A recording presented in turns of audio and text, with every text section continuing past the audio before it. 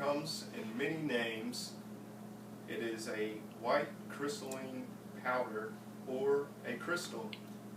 It promises the user to keep them awake and alert and make them feel as if they have superhuman abilities. It packs a punch 3.5 times stronger than cocaine. What is it?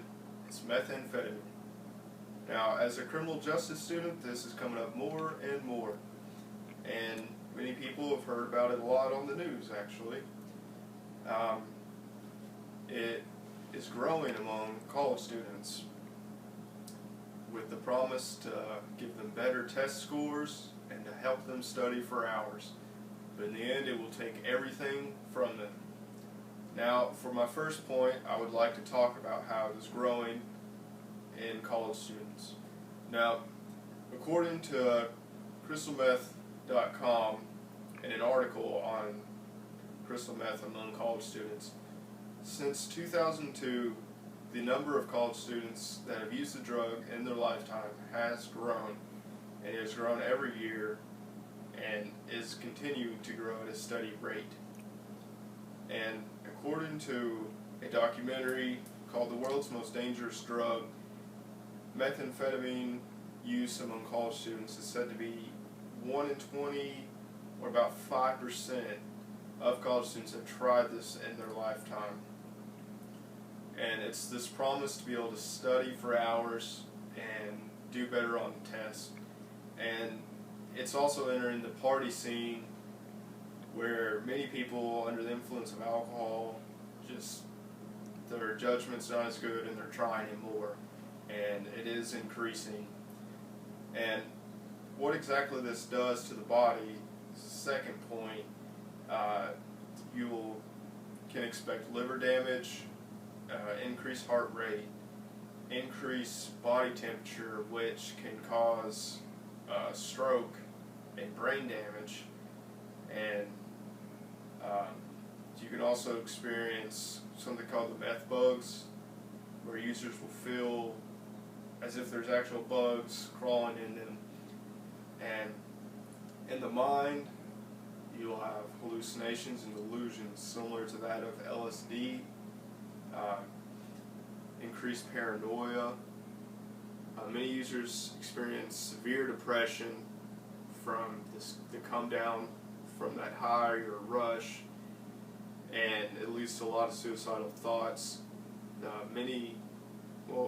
Everyone that uses it gets that dopamine flood that gives them that euphoria, that rush of energy. But eventually these receptors do shut down, and the brain will no longer allow the body to feel this sense of pleasure, either with or without the drug. It just won't let them. That's it. Now,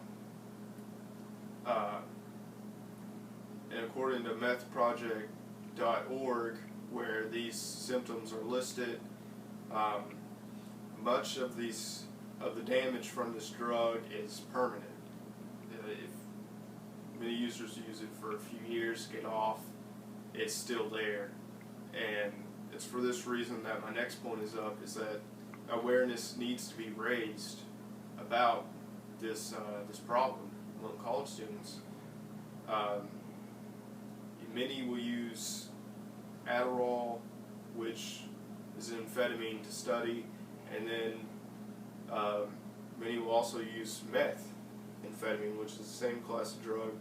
And there's a lot of attention towards alcohol in college and awareness about the dangers of alcohol, but there also needs to be awareness about other things, other drugs, methamphetamine being one of those.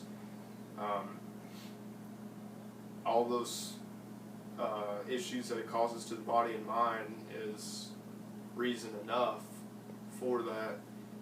And there's a lot of awareness in public schools, middle school, high school, but not in college. It's kind of up to each person on their own, but universities should take some measure to provide some awareness about amphetamines and methamphetamine due to its potential detrimental effect that it can have on its user. Now, in conclusion, what I'd like to talk about here is just summing this up. It's been on the rise. It's 5%. That's a lot. 1 in 20 people. It's been on the rise since 2002. This is a growing problem. It's not going away. Awareness needs to be raised to college students about this issue. It will destroy your body, heart rate, stroke, schizophrenia, and addiction. And based on this, awareness needs to be raised, and this number of 5% needs to come down. Ideally, that would be 0, but not everything goes the most ideal way. But if the number can come down to the lowest possible, it would be great. And that concludes the speech.